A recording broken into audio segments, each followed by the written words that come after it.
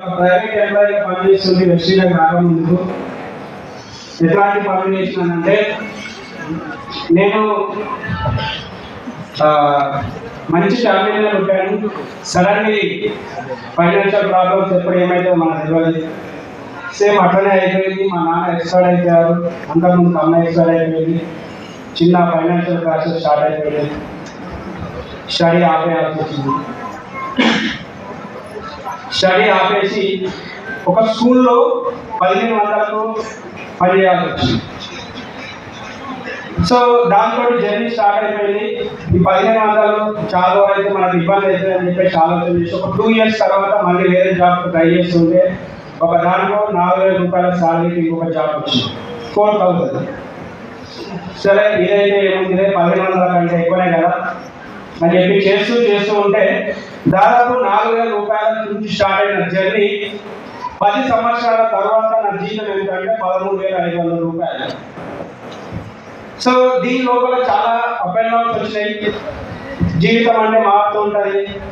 Job ఎక్కినప్పుడు single కాబట్టి పెద్దగా ఖర్చులే ఉండే లేకుండే, ఉన్న డబ్బులను తీసుకుపోయి ఇంట్లో ఇస్తుంది, అన్నయ్య ఇచ్చేస్తుంది. సో అప్పుడు నా దగ్గర ఖర్చులకు ఒక 500 ఉంచుకొని మిగిలిన డబ్బులను ఇచ్చేస్తుంటే హ్యాపీగా ఉంటుంది. మ్యారేజ్ అయిపోయిన తర్వాత ప్రాబ్లమ్స్ స్టార్ట్ అయిపోయినాయి. అదే 500తో నేను లీడ్ చేయాలి.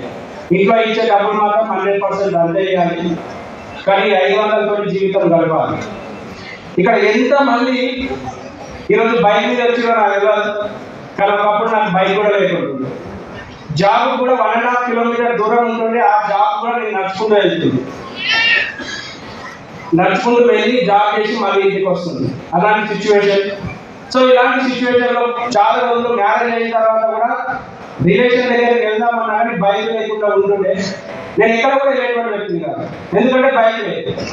ఎప్పుడైనా మా భార్య వాళ్ళ అమ్మ వాళ్ళ ఇంటికి వెళ్తే తీసుకురావడానికి మా ఫ్రెండ్ వాళ్ళ బైక్ తీసుకొని వెళ్తుంది. నైట్ కొంచెం బతిలాడి నైట్ వెళ్ళి మార్నింగ్ వరకు మళ్ళీ వస్తుంది, డ్యూటీకి రాదు. అవునా కదా? డ్యూటీ చేస్తే గంటనే ఉంటుందా కదా పరిస్థితి. సో నా పరిస్థితి కూడా అట్లనే ఉంటుంది. కానీ చూస్తూ టైం గడుస్తుంది. పిల్లలు వచ్చేసి పిల్లలు ఎదుగుతున్నారు. ఫైనాన్షియల్ ప్రాబ్లమ్స్ రోజు కింద మైనస్లోకి వెళ్ళిపోతుంది. దీంతో పాటు ఒక వ్యక్తి అదే కంపెనీలో పనిచేసేటువంటి వ్యక్తి బైక్ అమ్ముతా అంటే 15,000 రూపాయలకు ఆ బైక్ తీసుకున్నాను. ఎందుకంటే బైక్ ఉండాలి, పిల్లలు పెద్ద అవుతున్నారు, ఇక్కడ ప్రతిసారి అడిగితే ఎవరు ఇవ్వట్లేదు అని చెప్పేసి బైక్ తీసుకున్నా. అది కూడా 15,000 3 సార్లు ఇస్తాడు చెప్పి 5,000 లెక్క నీకు 3 సార్లు ఇచ్చి బైక్ తీసుకుంటారా బాబు అని చెప్పి. సేమ్ కంపెనీ కాబట్టి సరే అని చెప్పేసి ఇచ్చిండు. దాంట్లో అక్కడ నుంచి ఫస్ట్ టైం బైక్ తీసుకున్నాను సొంతంగా. ఫస్ట్ టైం ఒక సొంత బైక్ నాకు వచ్చింది, సెకండ్ టైం. సో అట్లా చేస్తూ పోతున్నాం. అయినా కానీ ఫైనాన్షియల్గా ఎక్కడ కూడా సెటిల్ అవ్వలేదని చెప్పేసి మేము ఏం చేసామంటే కొన్ని రోజులు ఆలోచన చేసి ఇంకేదైనా పని చేద్దాం, అడిషనల్గా ఎక్స్ట్రా ఇన్కమ్ కోసం ఒక పిండిగిరి స్టార్ట్ చేసింది.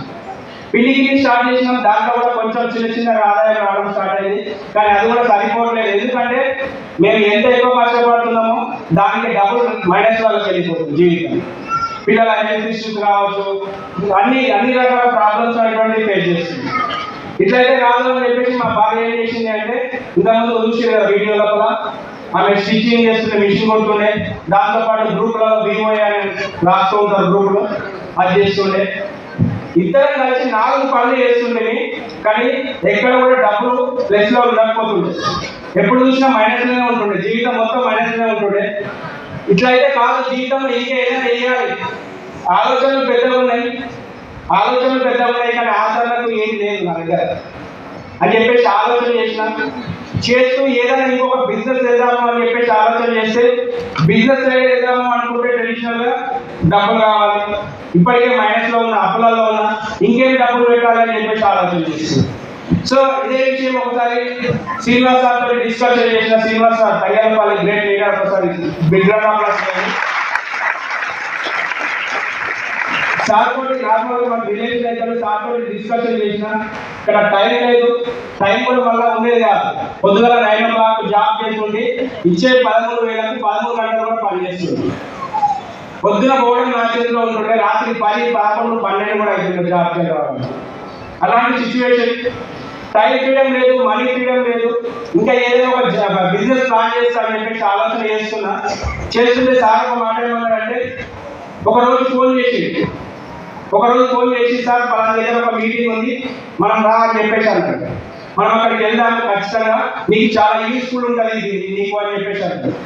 యూస్ఫుల్ ఉంటే అందులో కానీ నాకు తీరట్లేదు సార్, నేను చాలా బిజీగా ఉన్నా, నేను జాబ్లో కూడా చాలా వర్క్ ఉంది, నాకు ఈ వర్క్ చేయకపోతే నాకు ప్రాబ్లం అవుతుందని చెప్తుంది.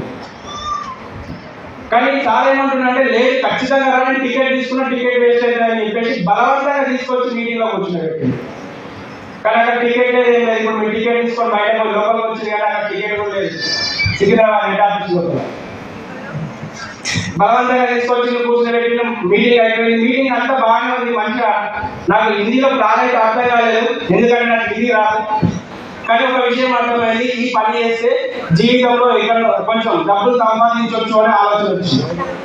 సో ఇదే ఆలోచన తీసుకుపోయి నేను ఏం చేశానంటే, మా ఇంట్లో హోమ్ మినిస్టర్ తో డిస్కషన్ చేయాలా లేదా పక్క, ఎందుకంటే మనం చేసే బిజినెస్ బయట కాదు, ఇంకా అవునా కదా.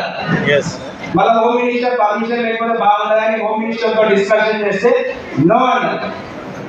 సింపుల్ గా అన్నారు. ఎందుకు అంటే, ఇద్దరు ముందు 4 పనులు చేస్తున్నాం. నువ్వు పొద్దున 9 గంటలకు పోతావు, మళ్ళీ రాత్రి 7 గంటలకు వస్తావు, మళ్ళీ నేను మిషన్ కొడుతున్నా, ఈ పనులు చేస్తున్నా, ఇన్ని పనులు చేస్తున్నా, మళ్ళీ ఇంకో 5వ పని ఏదో చేస్తాను. 4 చేతులు ఉన్నాయి, 4 పనులు ఉన్నాయి, 5వ పని ఏదో చేస్తావు అని అడిగి నేను చిన్నసారి సేమ్ అదే విషయం చెప్పిన సార్, నేనైతే రెడీ చేయడానికి, కానీ మీ సిస్టర్ ఒప్పుకోవట్లేదు అని చెప్పి. చిన్నసారి నాకు ఫోన్ చేయడం మానేసి వాళ్ళ సిస్టర్ ఫోన్ చేయడం స్టార్ట్ చేసి, మా మిస్సెస్ వాళ్ళ సిస్టర్ అవుతారు. సో చేసి 2 సార్లు చేసి ఒప్పించి మెల్లగా ఆధార్ కార్డు తీసుకొని ఒకరోజు డైరెక్ట్ ఇంటికే వచ్చింది. ఇంటికి వచ్చి ప్లాన్ చెప్పిన తర్వాత ఇప్పటిదాకానేమో నో అన్న మనిషి ప్లాన్ అయిన తర్వాత చేస్తే ఇదే బిజినెస్ చేయాలి.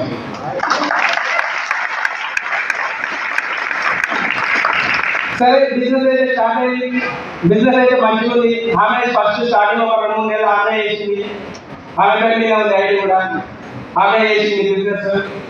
ఫస్ట్ మంత్ చెక్ వచ్చేసి 2400 రూపాయలు వచ్చి వేసింది. ఇంకా హ్యాపీ ఫీల్ అయిపోయింది, ఇంకా స్పీడ్గా పనిచేస్తుంది. ఇంకా హ్యాపీగా ఫీల్ అయిపోయి స్పీడ్గా పనిచేద్దామని చెప్పేసి ఏం చేసిందంటే, నా కింద 200 మంది ఉన్నారు, జస్ట్ ఇక్కడ 6 మంది కావాలి కదా అని చెప్పేసి వాళ్ళ టీం ఉంటుంది కదా, లేడీస్ టీం ఉంటుంది కదా, లేడీస్ టీం అంతా కూర్చుని పెట్టి ఒక 20-30 మందిని కూర్చుని ప్లాన్ చేసి, దాంట్లో 20-30 మందికి చెప్తే ఒక్కరు కూడా ఇప్పటివరకు బిజినెస్ లేదు. సబ్బు పేస్ట్ తీసుకోవడానికి కూడా ఎవరు రెడీ లేదు. ఇది మొత్తం ఈ ఒకటి అనుకుంది, రివర్స్ అయిపోయింది. సరే ఇట్లయితే కాదు అని చెప్పేసి బయట వాళ్ళ ఫ్రెండ్స్ చెప్పడం స్టార్ట్ చేసింది. నేను ఇంకా బిజినెస్ లోకి రాలేదు, నేను పార్ట్ టైం చేస్తున్నాను, సపోర్ట్ చేస్తున్నా. ఆమె వేసి సెకండ్ మంత్ 4600 రూపాయల చెక్ తీసుకుంది. థర్డ్ మంత్ వచ్చేసరికి 14000 రూపాయల చెక్ వచ్చింది.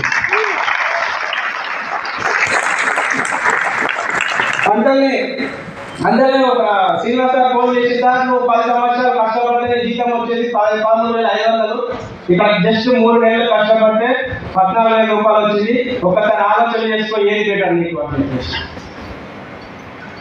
నేను జాబ్ చేస్తున్నప్పుడు చాలా అక్కడ జాబ్ లో ఉండేటువంటి వ్యక్తులు ఇంకొక మాట చెప్తున్నారు, అదంతా వేస్ట్ మాటలు, అవన్నీ ఎవరికో వస్తాయి, మిగిలిన వాళ్ళకే పైసలు వస్తుంటాయి, మనకు రావు పైసలు, నువ్వు ఓపిక కానీ వాళ్ళే చెప్తున్నారు.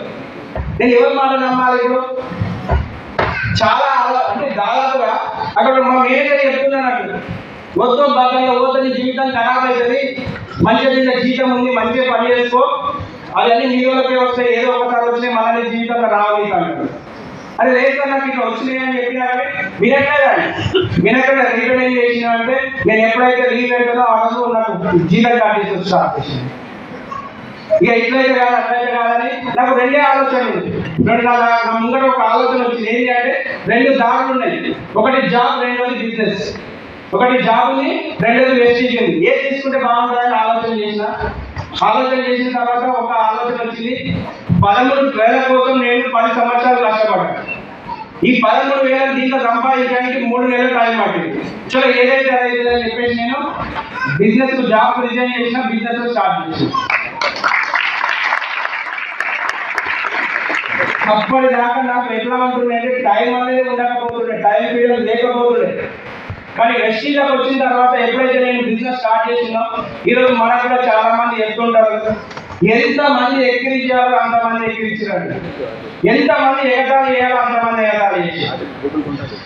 మేనేజర్ ఎప్పుడైతే జాబ్ రిజైన్ చేస్తున్నారో అందరికైనా రిటర్న్ ప్రచారం చేయడం స్టార్ట్ చేసి ఏమని అంటే ఇంక పిచ్చిలేసినట్టుంది, సబ్బులు పేజీలు అమ్ముకోవడానికి పోతున్నాడు, మంచి బంగారం అట్లాంటి జాబ్ ఇచ్చి పెట్టుకొని సబ్బులు పేజీలు అమ్ముకోవడానికి పోతున్నాడు అంటే చాలా బాగా అనిపించింది నాకు.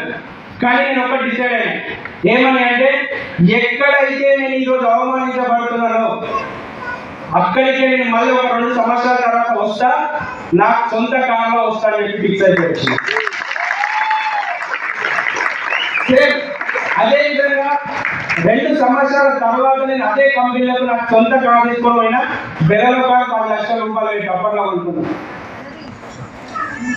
నెక్స్ట్ ఇంకా ఊర్లో కూడా చాలా మంది ఊరోళ్ళు ఏదో సబ్బులు పేట దండ చేస్తున్నవాడు కదా, ఇక అప్పుడు ఇంటికాడ ఉంటే పోకపోతే పోలేదు మీరు అని చెప్పి ఎగతాళి చేస్తుండే, చాలా మంది ఎగతాళి చేస్తుండే, చాలా నెగిటివ్ చేస్తుండే.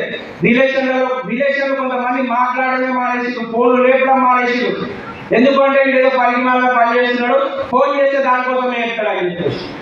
ఇక్కడ ఎంతమందికి ప్రాబ్లం వస్తుందో లేదో నాకు తెలియదు. నేను ఒక 2 సంవత్సరాలు ఒక రిలేషన్ దగ్గర కూడా పోలేదండి. ఎందుకు అంటే పోతే ప్రతి ఒక్కరికి పెళ్లి పోతే పెళ్లి మీద లేదు ఫోకస్ నా మీద ఉంటుండే, లేదా పని చేస్తున్నాడా, సబ్బులు పేస్ట్ అమ్ముతున్నాడా, ఎన్ని పైసలు వస్తున్నాయి. అలాంటి సిచ్యువేషన్ నేను ఒకటే ఫిక్స్ అయ్యా, ₹1,00,000 వచ్చేదాకా నేను ఎవరి దగ్గరికి పోవాలని చెప్పి ఫిక్స్ అయిపోయాను. సో అట్లా పని చేయాల్సి వచ్చింది అన్నట్టు. మేము పని చేసుకుంటూ ఈ స్థాయిలో ఉన్నాం. ఇదే బొగ్గులకుండా మీటింగ్ చాలా సార్లు మేము అటెండ్ అయ్యాము. ఎండ కొడుతున్నా కానీ మేము మీటింగ్ వస్తుంటుంది, వాన పడుతున్నా మీటింగ్ వస్తుంటుంది, వర్షాలు తడిచి ఎండి కూడా మేము మీటింగ్ వచ్చి కూర్చుంటుంది. ఏ ఒక్కరోజు సింహాచార్య అనేటువంటి వ్యక్తి బెస్ట్ స్టార్ట్ అయినప్పటి నుంచి ఇప్పటి వరకు ఒక్క సండే కూడా ఒక్క మీటింగ్ మిస్ కాలేదు. ఆ కమిట్మెంట్ మేము తీసుకొని పనిచేయడం వల్ల మా జీవితం ఈ రోజు ఉంది. మేము మొన్న రీసెంట్గా ఎలక్షన్లు అయినాయి కదా, మా ఊళ్ళో చాలా మంది ఎలక్షన్ బాగా వేసింది, చాలా ఇబ్బంది పెట్టింది. కానీ మొన్న మా ఊళ్ళో ఎలక్షన్లు అయితే నేను వేరే దగ్గర ఉంటున్నా, ఇప్పుడు కొంచెం దూరంలో ఉంటున్నా, మేడ్చల్లో ఉంటున్నా. మరి నాచారం విలేజ్ 30-40 కిలోమీటర్ల డిస్టెన్స్ ఉంటుంది. అదే ఊరికి ఓటు వేయడానికి వెళ్ళినా, కాకపోతే నార్మల్గా కాదు, మర్సిడీస్ బెంజ్ కాదు.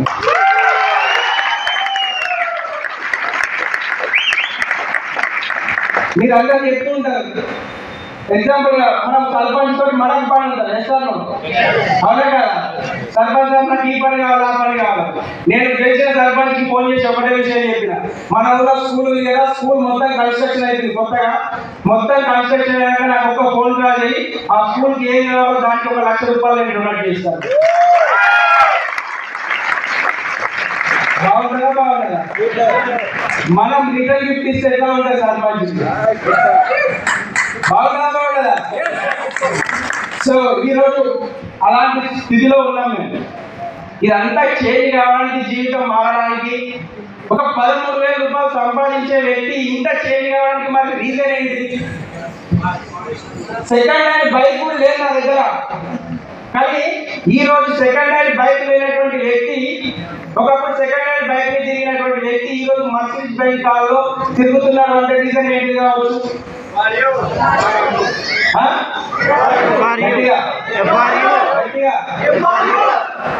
నేనేం చెప్పాల్సిన లేదు సార్.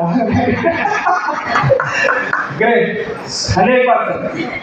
ఎప్పటికి మీకు ఎంతమంది ఇన్వైట్ చేస్తున్నారో నాకు తెలియదు, మీరు రమ్మడానికి వస్తున్నారో రావాలో నాకు తెలియదు.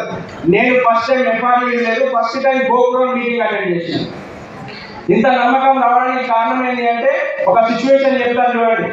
బిజినెస్ అన్నప్పుడు up and downs common. Business అంటే నాకు ఏం పెద్ద పరిచయం లేదు, ప్రెస్టీజ్ అనేటువంటిది నాకు ఫస్ట్ టైం. సో డౌన్ అయింది బిజినెస్, కొంచెం ఎవరు చెప్పినా వినట్లేదు. డౌన్ అంటే ఎవరు చెప్పినా వినట్లేదు. 100 మందికి ప్లాన్ చెప్తే 100 మందిలో ఒక్క వ్యక్తి కూడా బిజినెస్ లోకి రావడానికి రెడీ లేదు. ఎందుకు అంటే అక్కడ ఉండేటువంటి సిచ్యువేషన్స్ అంతకుముందు వేరే చిన్న కంపెనీలు వచ్చి కొంచెం బాగా నెగిటివ్ చేసిపోయినాయి నేను బిజినెస్ చేసే ప్లేస్ లో. నేను సర్వీస్ దగ్గరికి వెళ్ళి ఒక మాట అడిగా, సార్ నా బిజినెస్ అయితే లేదు, నేను మస్తు కష్టపడుతున్నా, ప్లాన్ చెప్తున్నా, కానీ ఎవరు రావట్లేదు, ఏది నా మిస్టేకా లేకపోతే వాళ్ళ మిస్టేకా? సార్ ఒక మాట అడిగారు, సార్ ఈ మిస్టేక్ ప్రాబ్లం సొల్యూషన్ కావాలి అనుకుంటే ఈ ప్రాబ్లం సొల్యూషన్ నా దగ్గర కాదు, ఢిల్లీలో ఉంటుందని చెప్పింది. నేనన్నా సార్ నేను ఇక్కడ జనాలతో మాట్లాడడానికి కావాలి, నాకు ఢిల్లీకి వచ్చినా నాకు మీటింగ్ అర్థం కాదు, ఎందుకంటే నాకు ఢిల్లీ రాదు, మళ్ళీ డబ్బులు లేదు. ఎందుకంటే నేను ఫుల్ టైం బిజినెస్ చేస్తున్నా, జాబ్ రిజైన్ చేసి ఫుల్ టైం బిజినెస్ చేసినప్పుడు చాలా ఎక్కడ ఏమంటారు ఫైనాన్షియల్ ప్రాబ్లమ్స్ చాలా వచ్చినాయి, చాలా అంటే చాలా ప్రాబ్లమ్స్ వచ్చినాయి. ఒక్కొక్క రోజు నా దగ్గర 10 రూపాయల జోబులో ఉండేటటువంటి పరిస్థితి అయిపోయింది. రేపు ప్లాంట్కి వెళ్ళాలి అంటే నేను ఈ రోజు 100 రూపాయల ప్రోడక్ట్ ఎట్టి పరిస్థితులు అమ్మాలి, ఎందుకంటే రేపటి పెట్రోల్ పోసుకోవాలి. అలాంటి సిచ్యువేషన్లోకి వచ్చేసింది పరిస్థితి. అప్పుడు సార్ అడిగితే ఒక విషయం చెప్పింది, ఏమని అంటే సార్ నువ్వు రా, నీకు నచ్చకపోతే నేను డబ్బులు రిటర్న్ ఇస్తాను. డబ్బులు రిటర్న్ తర్వాత విషయం, ఫస్ట్ నేను ఇవ్వాలనుకుంటే నా దగ్గర ఉండాలి కదా. మీరు కూడా ఈరోజు అబ్బాయికి ఇదే విషయం చెప్తున్నారు కదా, చెప్తున్నా లేదా? చెప్తాం మనం, ఎందుకంటే మనం నాకు తెలుసు. సో నేను అదే విషయం చెప్పిన, చెప్తే సాధారణ అంటే గట్టిగా అర్ధగంట సేపు డిస్కషన్ అయింది. మా భార్య డిస్కషన్ కూడా లేదా అన్న నేను పంపిస్తా పోవాలి, పైసలు అంటే వేసుకోవాలి, నేనే డిసైడ్ ఇక మళ్ళా నేను ఏడికెళ్ళనే వేస్తాను చెప్పేసి వాళ్ళ ఫ్రెండ్ దగ్గర 3 రూపీస్ ఇంట్రెస్ట్ కాడి 7 years బ్యాక్ స్టోరీ చెప్తున్నాను. 3 రూపాయల ఇంట్రెస్ట్ కాడి తీసుకొచ్చి గోప్రౌన్ మీటింగ్ ఫస్ట్ టైం అటెండ్ అయ్యాను. గోప్రౌన్ మీటింగ్ అటెండ్ అవుతున్నా కానీ హిందీ ప్రోగ్రామ్, హిందీ రాదు, అసలే హిందీ రాదు. హిందీలో ఏమంటారో నాకు ఏం అర్థమైతే ఫస్ట్ రోజు సెషన్ బోరింగ్ అనిపిస్తుంది, ఎందుకంటే నాకు హిందీ రాదు కాబట్టి. సెకండ్ డే ప్రోగ్రామ్ లోపల ఆఫ్టర్నూన్ వాళ్ళు నేను వినడం లేదు, బోరింగ్ అంటే నాకు రాదు కాబట్టి నేను వినలేదు. సెకండ్ డే ప్రోగ్రామ్ లోపల ఇదే ఇక్కడ స్టేజ్ మీద కూర్చుని ఒక 5-6 మందిని కూర్చుని మాట్లాడిస్తున్నారు. మాట్లాడిస్తుంటే ఒక వ్యక్తి మాట్లాడి ఏం చేస్తుంది వెస్టిజ్ కంటే ముందు అని అంటే ఒక విషయం చెప్పింది, ఏం చేస్తుంది అంటే నేను ఒక కంపెనీలో 12,000 రూపాయల జీతం చేస్తున్నాను చెప్పి. 12,000 అంటే సేమ్ నా బ్యాచ్ కాదా? మరి నా బ్యాచ్ అన్నప్పుడు దగ్గర సమానం వస్తాయి కదా, గుంతాయా కదా, సేమ్ నా బ్యాచ్ అనిపించాలి. మనోడే ఉన్నాడు అని కదా ఇంట్రెస్ట్ ఇవ్వడం మొదలు పెట్టినారు. వెస్టిజ్లో 4 సంవత్సరాల తర్వాత నీ ఇన్కమ్ ఎంత అని ఎంత అయిపోవచ్చు? 4 లక్షల రూపాయల ఇన్కమ్ చెప్పింది. యూనివర్సల్ గ్రౌండ్ డైరెక్టర్ 4 లక్షల రూపాయల ఇన్కమ్. షాక్ అయిపోయింది నేను, అరే ఇట్లాంటి వ్యక్తి ఇక్కడ సక్సెస్ అవుతున్నాడు అంటే నేను ఎందుకు సక్సెస్ కావాలని ఒక షాక్ డిసిషన్ తీసుకొని వచ్చింది. నాకు ఫస్ట్ నమ్మకం వచ్చింది. నమ్మకం, నీకు నమ్మకం వస్తే బిజినెస్ అయితే చేస్తాను, నీకు నమ్మకం లేకపోతే బిజినెస్ కాదు, అవునా కదా? నీకు నమ్మకం రావాలి అంటే నువ్వు ఇట్లాంటి 100 మీటింగ్లు విన్నది ఒకటే, ఎవ్వరి గోపురం అంటే ఒక పెద్ద మీటింగ్ విన్నది ఒకటే. మరి మనం అట్లాంటి మీటింగ్ ఇంటనే కదా ఇక్కడ తీసుకుంటున్నాం ఇన్ఫర్మేషన్. ఇక్కడ ఇంతమంది వ్యక్తులు వచ్చి చెప్తున్నారు, ఇంత ఇన్ఫర్మేషన్ ఇస్తున్నారు. ఈ ఇన్ఫర్మేషన్ కన్ఫర్మేషన్ చేసుకోవాలా లేదా? చేసుకోవాలి అంటే నువ్వు చెప్పేది నిజమా అబద్ధమా తెలవాలి అంటే నువ్వు ఎఫ్ఆర్ మీటింగ్ రావాలి. 2019లో ఫస్ట్ టైం ఎఫ్ఆర్ మీటింగ్ విన్నా, ఫస్ట్ టైం. అప్పుడే గోపురం మీటింగ్ విన్నప్పుడే